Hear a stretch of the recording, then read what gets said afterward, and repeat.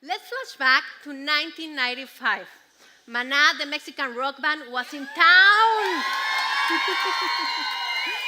And like any other girl my age, I was in love with a vampiro who was the guitar man.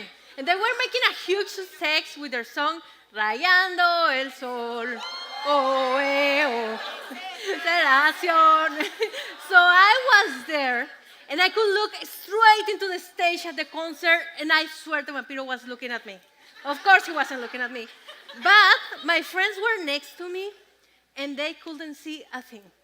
They were moving from one side to another, trying to see something between the backs of everyone. And you know what? That was the first time in my life that I was so happy to be tall. I was like, wow, this is amazing. I can see everything. But that story was not always like that. My story actually begins when I got into elementary school. And when I was 6 and I got into school, kids let me know that I was different.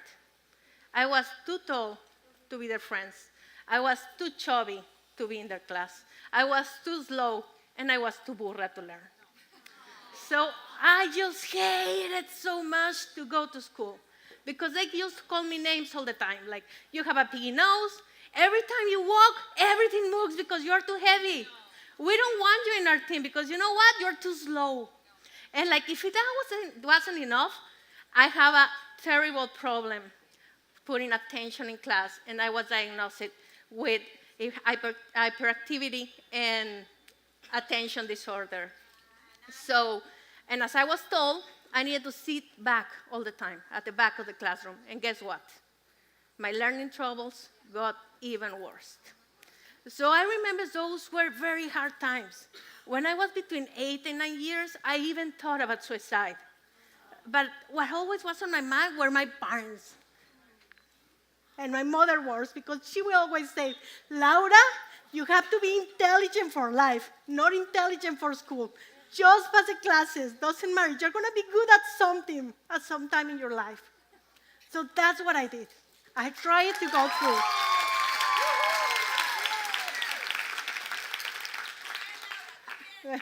I went through school trying to be intelligent for life, just passing class. That was good with my parents. It didn't matter if I was a 6. I will just pass. So I remember this problem just was always in my life. And when I turned 15, I didn't have a quinceañera. I was signed into a diet clinic so I could lose weight. And that's the beginning of my story with weight. Coming up and down, a diet, another. I can make you any diet, the diet of the moon, the diet of el repollo, any diet. I know them all.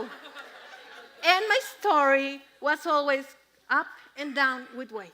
And at some point, I just felt like I was always on a diet and always fat. I was sitting with my friends, eating salad. Everyone was eating hamburgers. And there is times when your body doesn't work the way you wish, that your metabolism and your emotions are different to other people.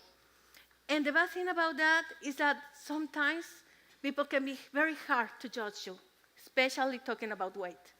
When they look at you, they are like, oh, she doesn't love herself. Look at her size. You have no willpower. If you had willpower, you wouldn't be like that. You should make a diet. And I have heard that my whole life. One of the toughest moments I went through was when I was in college. And I needed to handle a paper very early in the morning. We were supposed to meet with the teacher outside the cafeteria. And there was another girl from another class that I never saw before. And she was smoking like crazy. One cigarette after another, one cigarette after another. And when the professor arrived, he said, hey, you should stop smoking. It's very early in the morning. You should be having breakfast instead of being smoking. You're going to get cancer.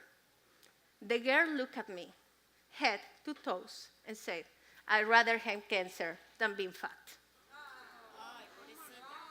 I went back home, crying the whole way, because I couldn't believe it. Really?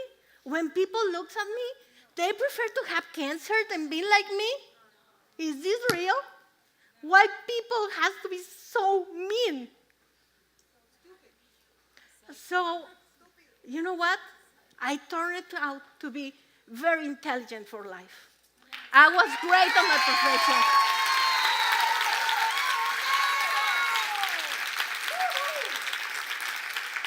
I finished college and I got a scholarship from the Rotary Foundation, and I was sent to New Zealand to study a master's degree in journalism.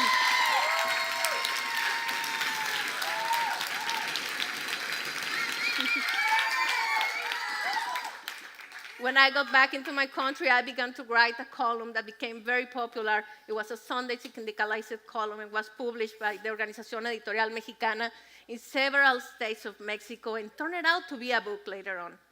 When I turned 30, I found out that all my goals in life were for before I was 30. The last one was a book, and I was getting my book published. So I was like, what is coming after 30? What is life after 30? And in a moment I thought, everything I have ever wanted my whole life is to be a petite, thin girl that the girls that started with me in elementary school. All I ever want has been to be thin, to get into a normal size. So I quitted my job. I quitted my book. I even sold my car so I could have money to take a sabbatical year. I quit everything. And I dedicated myself just to make right decisions on my eating, to get emotional support.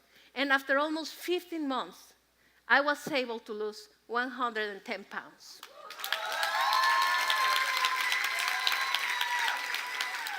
This picture, we're in a holiday that we were in Cozumel with my family. And I swear, that was the first time I wore a bikini, and I was so excited.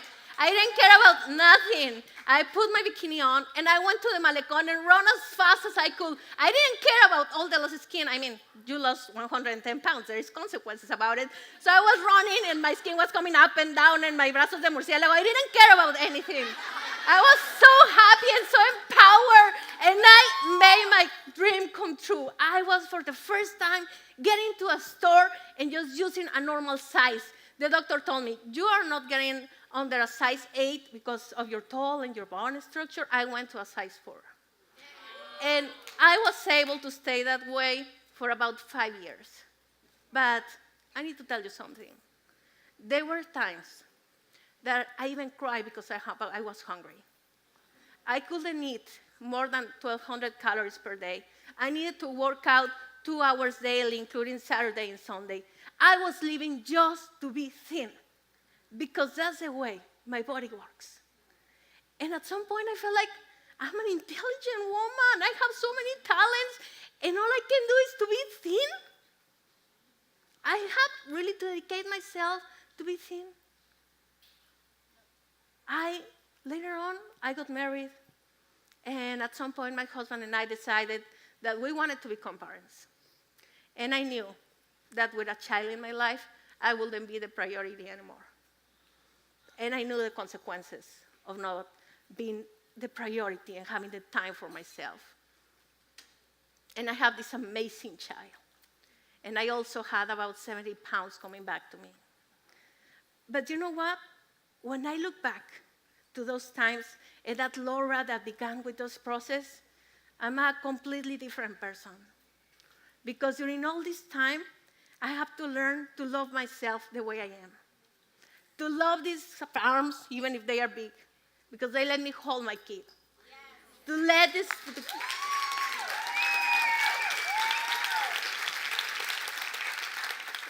To love these legs, because they keep me on the floor and they let me play. And to love this brain and this body the way it is. And I have learned to accept myself. When I was first asked which princess I should identify, I thought, you know what? I identify with Cinderella, because she was all the time bullied by her stepsisters. Yeah. And because she never gave up, and I never give up. I don't know if I'm gonna be back at size 4 or at 8, but I don't care. I keep on eating healthy. And I never thought that my biggest insecurity will turn into my greatest asset. During all this process, I began a YouTube channel in 2011. where I talk openly about my problem with overweight, about dealing with bullying, where I'm able to talk to mothers who have kids who are suffering from bullying, where I'm talking to people with diabetes, with high cholesterol, that they go to a doctor, to a nutritionist, the skinny people that have never had this trouble, and they say, it's very easy. Don't eat tortilla, don't eat azúcar, eat less calories, and you're going to get thin. Oh, sure.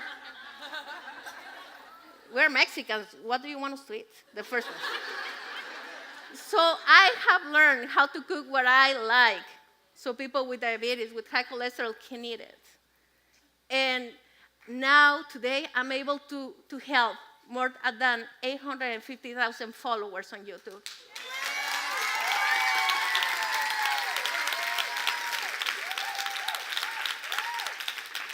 And over 1 million on my social media. And I'm always receiving messages, very grateful people saying, I have gone through what you have gone.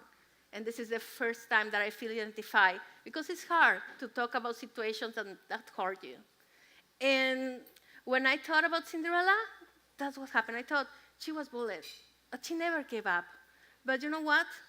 Today, nowadays, I identify with Cinderella because at the end, I got the prince, I got the castle, and every day I get the option to live happily ever after.